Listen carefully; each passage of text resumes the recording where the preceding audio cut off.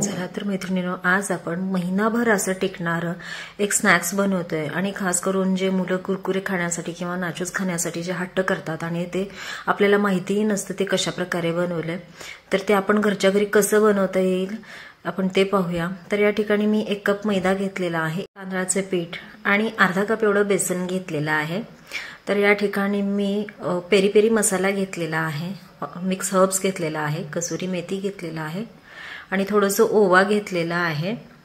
तर या ठिकाणी मी 1 कप साठी 1 चीज क्यूब घेते। तर या ठिकाणी मी 3 चीज क्यूब घेतले, तर आपलं टोटल जे इन्ग्रेडियंट्स आहे ते 2.5 कप आहे। तर एक अर्धा क्यूब मी थोडंसं जास्त घेतले कारण मुलांना चीजची टेस्ट थोडी जास्त आवडते। तर हे सगळे तिन्ही पीठ आपल्याला एकत्र करून घ्यायचे आणि त्यामध्ये आपल्याला ओवा हातावर थोडंसं चोळून त्यामध्ये टाकायचे।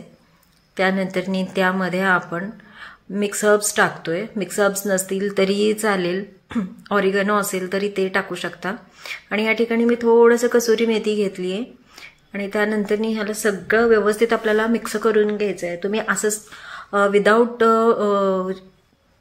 चीजचं बनवू शकता, पण तशी टेस्ट येणार नाही, जे बाजारात नाचूस मिळतात तर तशी टेस्ट आपल्याला येणार नाही।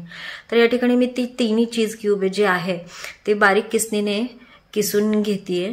तर अशा प्रकारे आपल्याला तिन्ही चीज क्यूब मी यामध्ये मिक्स केलेला आहे। तर यामध्ये थोडंसं लाल तिखट घालतीये, त्यानंतर थोडंसं हळद टाकतीये, हे ऑप्शनल आहे, नसेल तर तुम्ही तसंही बनवू शकता। या ठिकाणी मी 4 चमचे तेलाचं मोहन घेतलेलं आहे, तेल गरम करून घेतलेलं आहे। तर हे तेल व्यवस्थित आपल्याला पिठाला मळून घ्यायचंय आणि थंड पाण्याने हे पीठ आपल्याला मळून घ्यायचंय। तर या ठिकाणी आपल्याला पीठ हे अगदी असं पोळी जसं लाटतो ना, तर तेवढंच ठेवायचंय, जास्त पातळ करायचं नाही किंवा जास्त घट्ट वगैरे करायचं नाही। तर अशा प्रकारे एक 10 मिनिट बाजूला ठेवून मी आता याची एक पोळी लाटून घेतेय। तर ही पोळी लाटत असताना आपल्याला जास्त जाड ठेवायची नाहीये, अगदी आपण रेग्युलर जी पोळी बनवतो तर त्याची थिकनेस ही तेवढीच ठेवा किंवा त्याच्यापेक्षा पातळ जर करता आलं तर खूपच चांगलं आहे।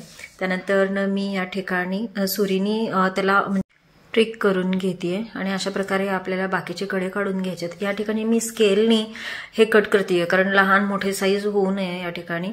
त्यानंतर मी वरतून थोडंसं पीठ टाकलंय आणि अशा प्रकारे त्याचे पट्ट्या कट करून एकावरती एक ठेवून आपल्याला ट्रायंगल शेपनी कट करून घ्यायचे। तर पीठ लावल्यामुळे काय होतील की जे आपण पट्ट्या काढलेल्या आहेत तर ते एकमेकाला चिटकणार नाहीत। तर अशा प्रकारे सगळे नाचूस आपल्याला व्यवस्थित एक एक करून काढून घ्यायचे। या ठिकाणी पाहू शकता अजिबात चिटकलेले नाही आहेत। इथं तळण्यासाठी मी तेल घेतलेलं आहे, तेल आपल्याला मीडियम फ्लेम वरतीच तळून घ्यायचं आहे।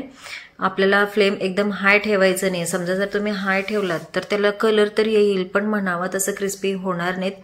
तर अशा प्रकारे आपल्याला हे तळण्यासाठी जास्त वेळ नाही लागत, अगदी 1 ते 1.5 मिनिटामध्ये हे तळून होतं। अशा प्रकारे हे व्यवस्थित असं तळून घ्यायचंय। आता मी हे काढून घेतेय। या ठिकाणी एकदम आपले क्रिस्पी झालेले आहेत नाचोस, चीज नाचोस। तर आता मी हे काढून घेतेय। तर आता याला तुम्ही वरतून जे मसाले लावणार आहात तर तुम्ही होममेड पण लावू शकता, पण या ठिकाणी मी पेरी पेरी मसाला लावतीये वरतून कारण मुलांना त्याची टेस्ट जास्त आवडते आणि एकदम बाजारात आणल्यासारखं होतं। या ठिकाणी मी 2 प्रकारचे नाचोस केलेले आहेत, एक ट्रायंगल तर केलेलेच आहे आणि दुसरं जे आहे बॉटलच्या जी टोपण असते तर त्याला काजूचा आकार देऊन ते कट करून घेतलंय। तर आता जे ट्रायंगल आहे त्याच्यावरती सुद्धा मी पेरी पेरी मसाला टाकतेय, पाहू शकता अगदी क्रिस्पी झालेले आहेत। तर या ठिकाणी याला आपण दुसरा जरी टेस्ट पाहिजे असेल मिंट फ्लेवरचा तर ते सुद्धा तुम्ही देऊ शकता आणि या ठिकाणी जरा मुलांना पेरी पेरी मसाला आवडतो म्हणून मी ते घातलेलं आहे। तर आपले हे चीज नाचोस हे तयार आहेत। तर इथं तुम्ही पाहू शकता आणि दुसरं इव्हनिंग स्नॅक्ससाठी तर अतिशय